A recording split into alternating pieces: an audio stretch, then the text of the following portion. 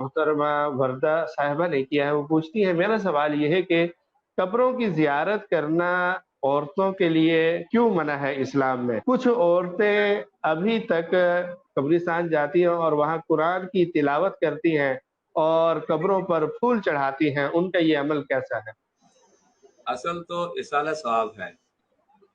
اور اصالہ ثواب کا طریقہ، بہتر طریقہ یہ ہے کہ اللہ کے پیارے نبی صلی اللہ علیہ وسلم نے ہمیں جو تعلیم دی کہ سیدھا ہاتھ دے، الٹے ہاتھ کو پتہ نہ لگے، یعنی اگر ہم کو خیرات بھی کر رہے ہیں تو اس میں دکھاوا نہ آئے، اس طرح خاموشی کے ساتھ کوئی نیکی کر لیں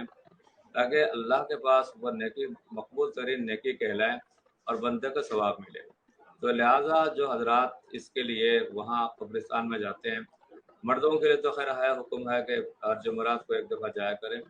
اور ان کا حق ادا کریں، لیکن خواتین کے لیے یہ حکم نہیں ہے، اس لیے کہ قبرستان میں جا کر بھی اصالہ ثواب کرنا ہے، سورہ یاسین پڑھنی ہے، قل هو اللہ شریف پڑھنی ہے، تو یہ نیکی آپ ہر جگہ سے آپ پہنچا سکتی ہے۔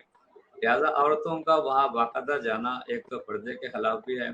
دوسری بات یہ ہے کہ وہاں آئے دن ہر وقت کوئی نہ کوئی مرد وغیرہ رہتے ہیں، دوسرے حضرات بھی رہتے ہیں، یہ کبھی بھی قبرستان خالی نہیں ہوتا مردوں کی وجہ سے، اور رات کو جانا ویسے بھی مناسب نہیں ہے، بعض دفعہ ڈر بھی لگتا ہے، اور عورتوں کا دل تو ویسے بھی کمزور ہوتا ہے، ادھر سے ادھر سے کوئی چیز ہو گئی تو ہوگا تو معاملہ وہی ہوگا اللہ کی طرف سے، لیکن یہ پھر کہیں گے کہ جی قبرستان سے کوئی چیز لگ گئی، کوئی کیا آ گیا کیا نہیں ہوگا۔ اس لیے ان کو چاہیے کہ شرعی اصولوں کے مطابق شریعت نے جس بات کی تعلیم دی ہے اپنے گھر میں خلوص کے ساتھ وہاں پڑھے اور اس کا ثواب ان کو پہنچا دے، الا یہ کہ اگر کسی کے شوہر کا، بھائی کا، والد کا، بیٹے کا انتقال ہو جائے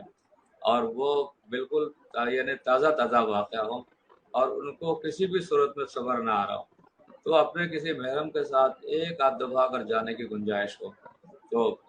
دل چاہے تو ایک آدھ دفعہ جائے، لیکن اس کی عادت نہ بنائے، اس لیے کہ قبر میں جا کر بھی ہمیں اصالہ ثواب کرنا ہے،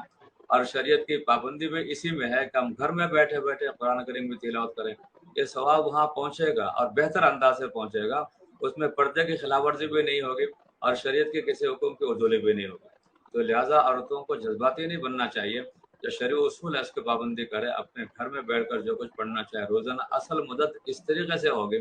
یہ نہیں کہ ہم نے من گھڑت کوئی طریقہ اپنے لیے اختیار کر لیا اور ہم اس کو دوسروں کو، تیسروں کو بھی لے کے جا رہے ہیں، یہ شریعت اصولوں کے خلاف ہے،